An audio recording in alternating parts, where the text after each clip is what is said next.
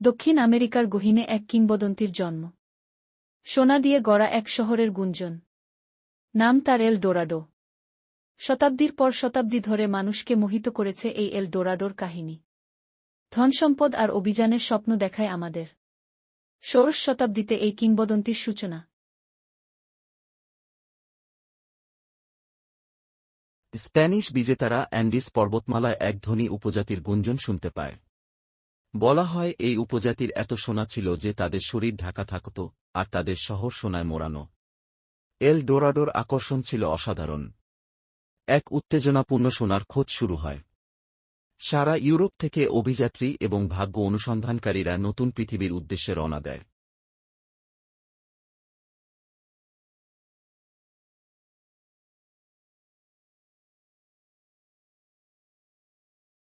কল্পিত এই শহরের সন্ধানে তারা সবকিছু ঝুঁকির মুখে ফেলে।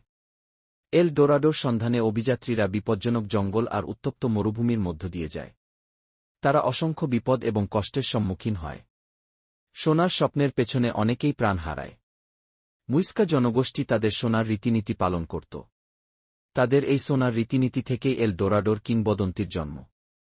গুয়াতাভিতা হ্রদে এল ডোরাডোর সন্ধান শুরু হয়। অনেকেই বিশ্বাস করত এই হ্রদের তলায় সোনার শহর লুকিয়ে আছে।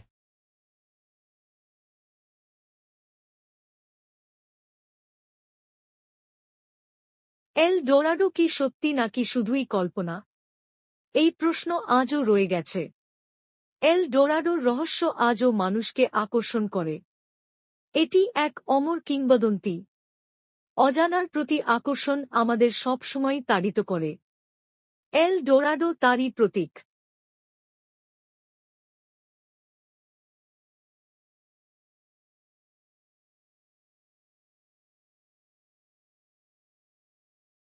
মুইস্কা সম্প্রদায় থেকেই সম্ভবত এল ডোরাডোর কিংবদন্তির উৎপত্তি। বর্তমান কলম্বিয়ার উচ্চভূমিতে বসবাস করত মুইস্কা জাতি। তারা ছিল এক উন্নত সভ্যতা, সমৃদ্ধ সংস্কৃতি এবং অবিকল সোনার কাজের দক্ষতায় পারদর্শী। মুইস্কারা সোনাকে খুব শ্রদ্ধা করত। তারা বিশ্বাস করত সোনার আধ্যাত্মিক তাৎপর্য আছে।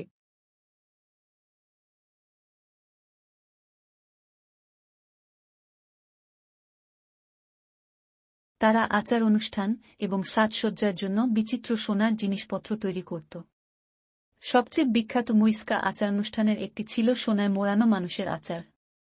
এই আচারে সোনার গুঁড়োয় ঢাকা একজন নতুন প্রধান গুয়াতাভিটা হ্রদে ঝাঁপ দিয়ে দেবতাদের উদ্দেশ্যে নৈবেদ্য দিতেন। স্প্যানিশ বিজেতাদের দেখা এই আচার সম্ভবত এল ডোরাডোর কিংবদন্তিকে আরও বলিদান করে।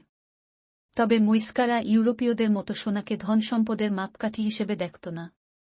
তারা সোনার সৌন্দর্য এবং ঐশ্বরিক যোগসূত্রের জন্য সোনাকে গুরুত্ব দিত।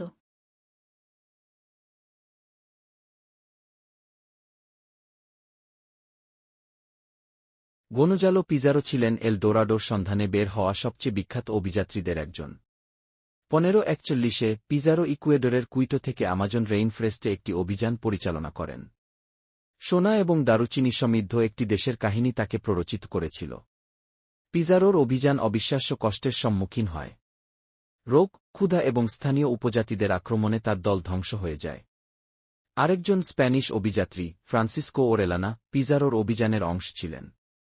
ওরেলানাকে সরবরাহ খুঁজতে এগিয়ে পাঠানো হয়েছিল। তিনি এবং তার লোকেরা পরিবর্তে আমাজন নদীর প্রবাহ ধরে যাত্রা করেন। তারা প্রথম ইউরোপীয় হিসেবে নদীটির সম্পূর্ণ দৈর্ঘ্য পরিভ্রমণ করেন।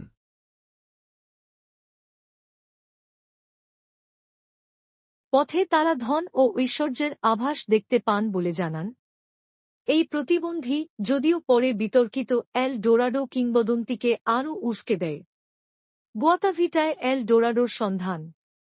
মুইস্কারদের জন্য এক পবিত্র স্থান গুয়াতাভিটা হ্রদ এল ডোরাডোর সন্ধানের কেন্দ্রবিন্দুতে পরিণত হয়। সোনায় মোড়ানো মানুষের কিংবদন্তি অনেককে বিশ্বাস করতে প্ররোচিত করে যে হ্রদটিতে বিশাল সম্পদ লুকিয়ে আছে। এই প্রচেষ্টা কিছু সোনা উদ্ধার করে, কিন্তু কিংবদন্তির শহরের মতো বিশাল কিছু পাওয়া যায়নি। যুগের পর যুগ ধরে অসংখ্য অভিযান গুয়াতাভিটা হ্রদের রহস্য উন্মোচনের চেষ্টা করেছে।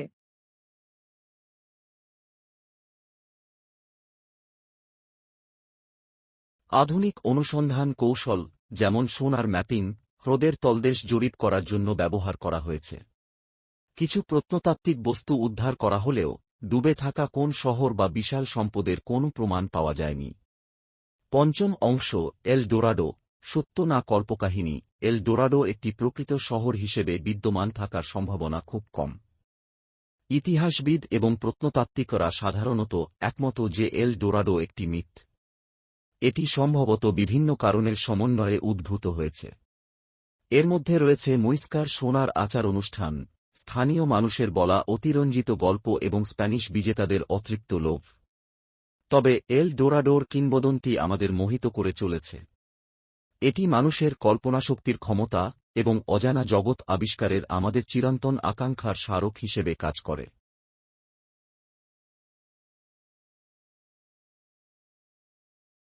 এল ডোরাডোর স্থায়ী উত্তরাধিকার।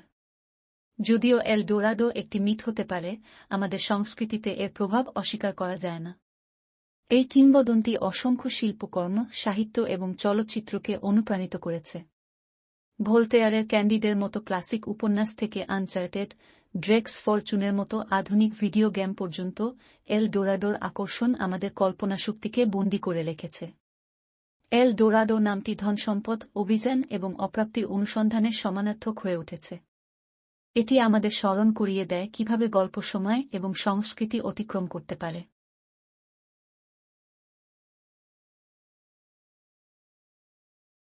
অজানার প্রতি আকর্ষণ।